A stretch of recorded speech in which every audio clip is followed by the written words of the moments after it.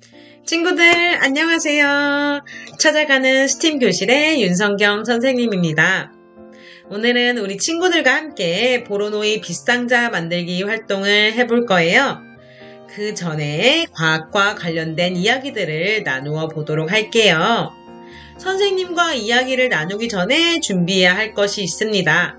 바로 학습지와 필기도구 그리고 준비물 꾸러미예요. 준비가 다 된 친구들은 바로 시작해 볼까요? 선생님이 3가지 그림을 준비해 보았어요. 하나씩 살펴볼까요? 첫 번째 그림은 혹시 아는 친구 있을까요? 맞아요. 백설공주의 한 장면인데요. 거울아 거울아 누가 제일 예쁘니? 하고 묻는 그런 장면이죠. 두 번째 사진에서는 비행기가 보이네요. 그런데 바로 보이진 않고 거울에 비추어진 비행기의 모습이 보이고 있어요. 마지막 사진은 원숭이가 자신을 거울에 비추어 보고 있는 사진입니다. 자, 여러분, 3가지 사진의 공통점을 혹시 찾았나요? 3가지 사진의 공통점은 모두 거울이 등장한다는 것입니다. 오늘 공부할 내용은 거울과 관련이 있습니다. 좀 더 알아볼까요? 화면에서처럼 빛이 직진 방향으로 쭉 오다가 거울에 부딪힙니다. 거울에 부딪힌 빛이 어떻게 될까요? 거울에 부딪힌 빛은 거울에 반사되게 되고 그 빛이 우리 눈으로 들어오면서 우리는 거울에 비친 물체를 볼 수 있습니다. 빛의 이러한 원리를 우리는 빛의 반사라고 합니다. 빨간 화살표 방향으로 거울을 향해 오던 빛이 이렇게 거울을 만나면 하늘색 화살표처럼 반사되는 현상을 빛의 반사라고 합니다. 꼭 기억해 주세요. 빛의 반사라고 합니다. 거울은 빛을 반사시키는 물체이죠. 그럼 우리 거울이 빛을 반사하는 성질을 어떻게 활용할 수 있는지 조금만 더 알아볼까요? 거울이 빛을 반사하기 때문에 우리는 거울에 물체를 비추어 볼 수 있습니다. 사람들은 거울을 이용하여 자신의 모습을 비추어 보거나 직접 보이지 않는 곳을 확인합니다. 거울의 쓰임새를 같이 한번 살펴봅시다. 첫 번째, 화장실의 거울로 세수나 양치를 할 때 자신의 모습을 비추어 볼 수 있습니다. 양치를 하면서 입속에 충치가 있는지 없는지도 살펴볼 수 있겠죠. 또 운전을 할 때 거울이 꼭 필요합니다. 운전자가 운전을 이렇게 하고 있을 때 뒤에 차가 오는지 뒤쪽 옆에서 차가 오는지 확인을 하고 싶을 때 거울이 필요해요. 매번 이렇게 우리는 고개를 돌릴 수가 없으니까 거울을 보면서 뒤쪽을 확인할 수 있습니다. 또 신발 가게에서 자신이 신발을 신은 모습을 확인할 때에도 거울이 사용됩니다. 여러분 옷가게에 가서 내가 옷 입은 모습을 이렇게 살펴볼 때에도 거울이 사용됩니다. 마지막으로 빛을 반사시키고 있는 미러볼을 사용할 때에도 거울이 활용되는데요. 작은 거울들을 조각 붙여서 빛이 다양한 방향으로 반사될 수 있게 미러볼을 만듭니다. 그러면 사진처럼 빛이 여러 방향으로 반사되면서 화려한 느낌을 줄 수 있습니다. 여러분 실생활에서 또 어디에 거울이 쓰이는지 한번 생각을 해볼까요? 어디에 거울이 쓰였더라? 자, 그러면 다음에 그림을 한번 봐주세요. 그림에 나온 화가가 혹시 누구인지 알고 있나요? 네, 맞아요. 화가 빈센트 반 고흐입니다. 고흐는 자신의 모습을 스스로 그린 자화상을 많이 그린 화가인데요. 자화상이란 화가들이 자신의 얼굴을 직접 그리는 그림을 말합니다. 고흐는 어떻게 자신의 얼굴을 그림으로 그릴 수 있었을까요? 고흐는 자화상을 그리기 위해서 거울을 이용했습니다. 그래서 자화상 속 자신의 모습은 좌우가 바뀐 모습입니다. 화면의 그림 모두 고흐입니다. 하나는 고흐가 자신을 보고 그린 자화상이고 하나는 고흐의 원래 얼굴입니다. 어떤 것이 좌우가 바뀐 고흐의 자화상일까요? 한번 생각해 보세요. 자, 답을 알려주면 오른쪽 그림, 그러니까 선생님과 가까운 쪽에 있는 그림이 고흐의 자화상입니다. 이렇게 화가들은 거울을 활용해서 자신의 모습을 담은 자화상을 그렸습니다. 거울만 빛을 반사해서 물체를 비출 수 있었을까요? 거울뿐만 아니라 다른 물체들도 빛을 반사하여 물체의 모습을 비출 수 있었습니다. 잔잔한 물도 그 중 하나인데요. 물의 표면이 빛을 반사해서 거울과 비슷한 효과를 낼 수 있습니다. 우리가 곧 있다가 만들어 볼 보로노이 빛상자에서 거울지라는 거울로 된 종이가 있는데요. 거울지도 거울에 빛을 반사하는 성질을 활용한 종이입니다. 친구들, 선생님과 함께 빛과 거울에 대해 이야기해 보았어요. 거울은 빛을 반사하는 성질이 있었죠. 그러면 우리 보로노이 빛상자 지금부터 함께 만들어 볼까요?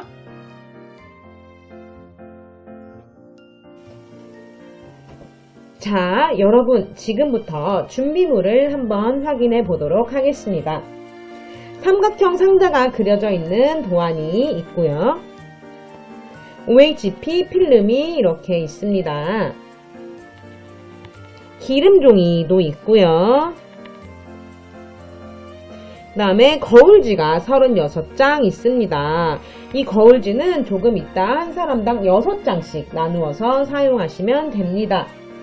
목걸이를 만들고 싶은 친구들은 목걸이를 만들 수 있는 끈이 준비되어 있고요. 마지막으로 투명 테이프까지 준비물이 다 완료되었는지 한번 확인해 주세요. 아까 선생님이 말한 대로 이 거울지는 한 사람당 6장씩 사용하시면 되겠습니다. 자, 그럼 지금부터 선생님과 함께 한 사람이 만들 수 있는 분량으로 나누어서 진행해 보도록 하겠습니다. 자, 이렇게 한 명의 준비물이 준비가 되었는지 확인을 해주세요. 6개의 거울지까지 준비가 되었으면 시작을 해보도록 할게요. 잠시 거울지와 OHP 필름, 기름 종이는 미뤄놓고 먼저 상자부터 뜯어서 시작을 해보도록 할게요. 같이 상자를 조심조심 뜯어보도록 합시다.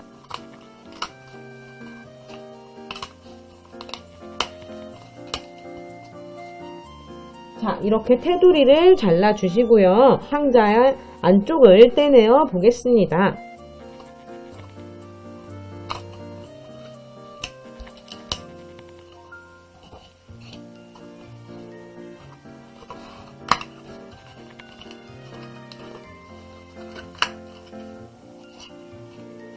상자 안쪽을 떼내고 상자 바깥쪽에 조그만 부분까지 떼내주면 상자 떼내기가 완성이 될 거예요.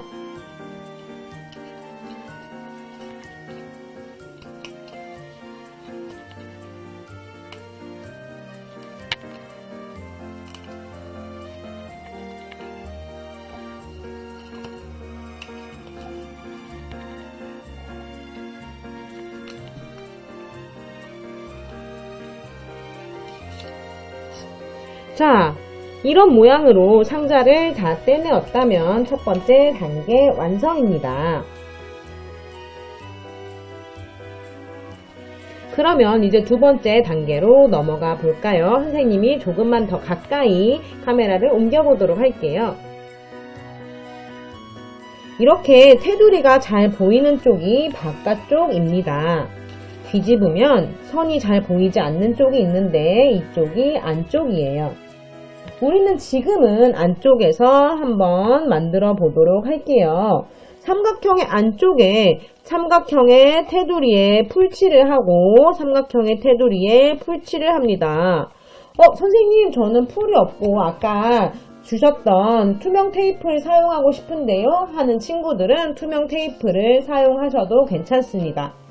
먼저 기름종이 준비해 볼게요. 기름종이는 옆 테두리가 없는 쪽에 붙이도록 하겠습니다. 선생님이 한번 대볼게요. 기름종이는 이렇게 붙일 거예요. 풀칠한 친구들은 삼각형 테두리에 풀칠을 해서 기름종이를 바로 붙여주시면 가장 좋고요. 기름종이를 붙일 때 테이프를 사용할 친구들은 선생님과 비슷한 방법으로 따라와 주시면 되겠습니다. 선생님은 우리 아까 시작할 때 투명 테이프를 소개해 드렸기 때문에 지금도 투명 테이프로 한번 진행해 볼게요. 먼저 기름종이 삼각형 사이즈에 잘 맞게 올려놨는지 확인을 하시고 테이프를 붙여주세요.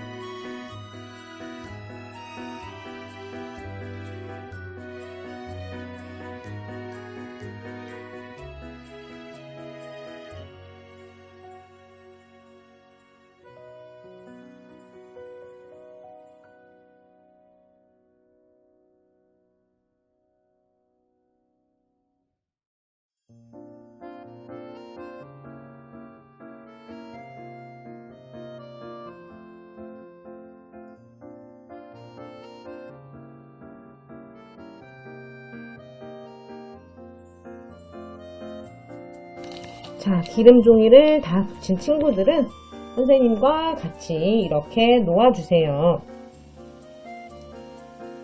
한쪽에는 기름 종이가 붙었습니다. 그럼 다른 한쪽에는 우리 OHP 필름을 붙여보도록 할게요. OHP 필름의 무늬는 어느 쪽이어도 상관이 없습니다. 선이 잘 안 보이는 친구들은 이 꼭지점을 맞춰서 붙여주면 되겠죠? 선생님 한번 이번에도 테이프를 활용해서 붙여보도록 하겠습니다.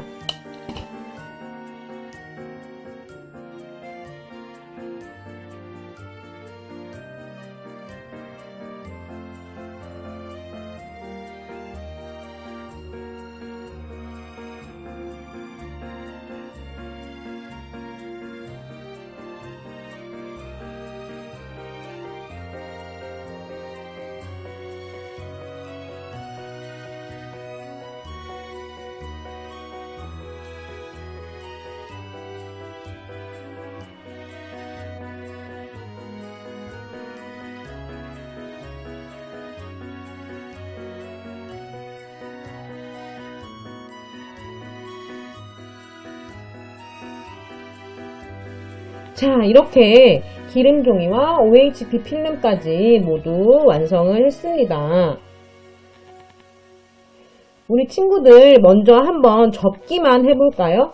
조립은 하지 마시고 한번 테두리를 따라 접어서 이렇게 접히는 거구나 확인 한 번씩만 해주시면 좋겠습니다.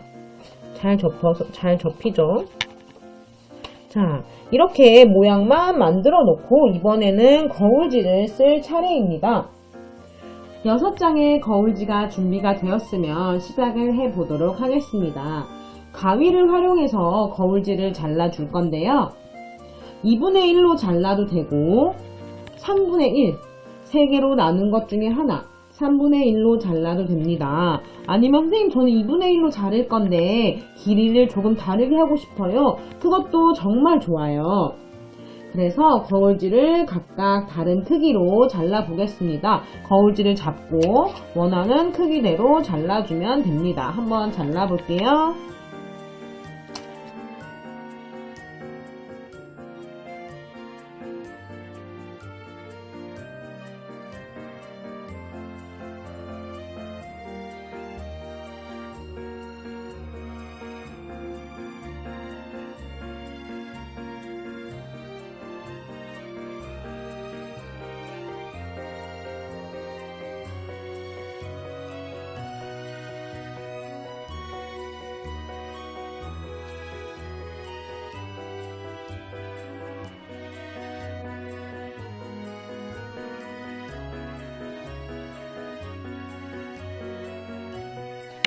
자, 이렇게 거울지 준비가 완료되었습니다.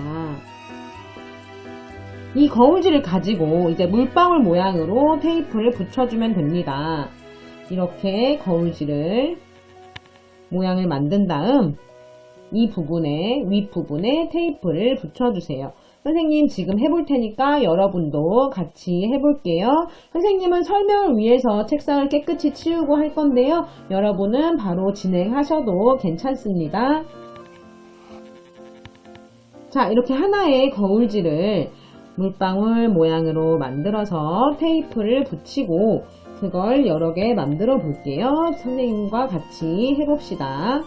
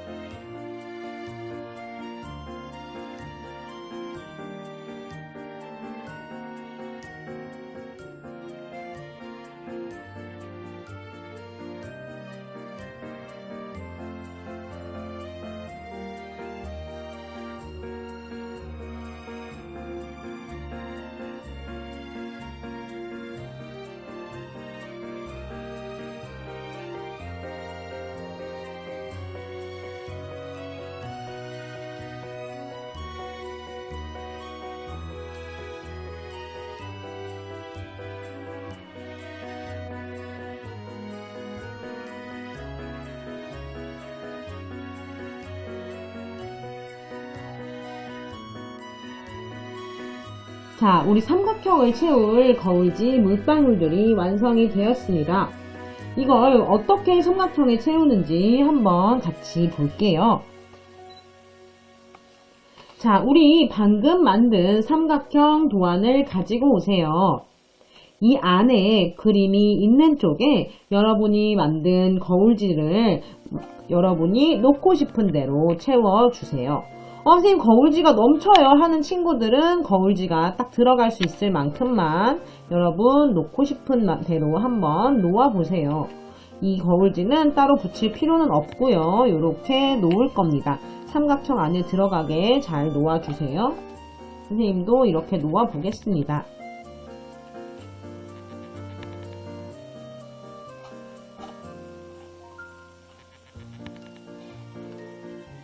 삼각형 안에 거울지를 가득 채운 친구들은 이번에는 삼각형 조립을 해 볼게요. 옆면을 살짝만 닫아주고 윗면을 닫아주세요. 그러면 우리 옆면을 살짝 열면 들어갈 구멍이 생겨요. 이 구멍에 삼각형 윗면 도안을 껴주시면 됩니다. 껴볼까요?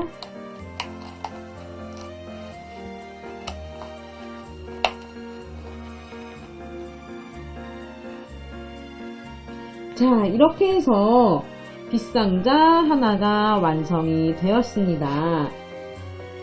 빗상자를 완성하였으면 친구들과 각자 만든 빗상자를 모아서 하나의 도형을 만들어 볼게요.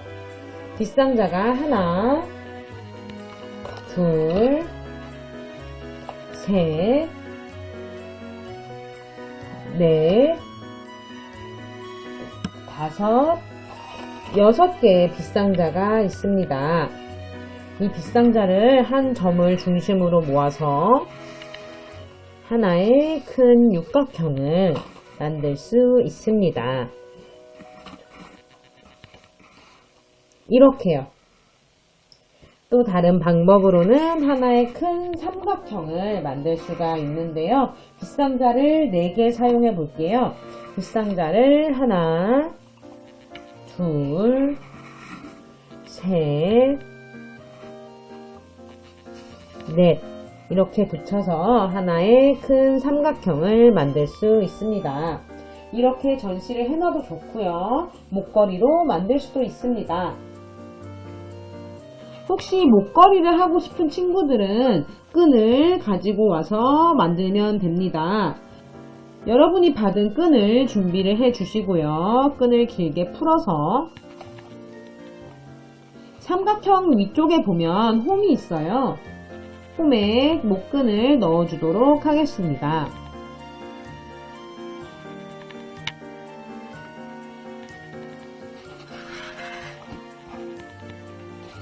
이렇게 목끈을 넣고 2개의 끈을 만나게 해준 다음 여러분이 묶을 수 있는 방법으로 편하게 묶어주면 되는데요. 선생님은 두 줄을 이렇게 잡고 돌린 다음 구멍에 2개의 줄을 한꺼번에 넣는 방법으로 매듭을 지어 볼게요.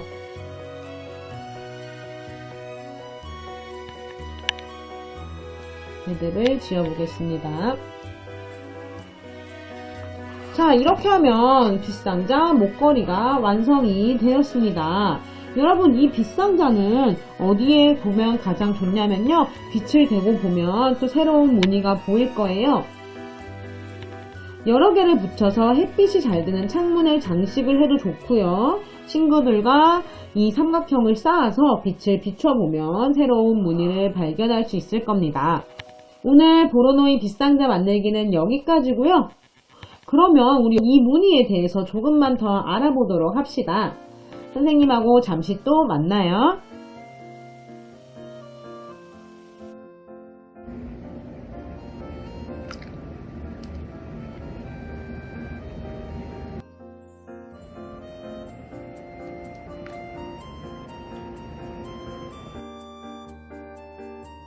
어때요, 여러분?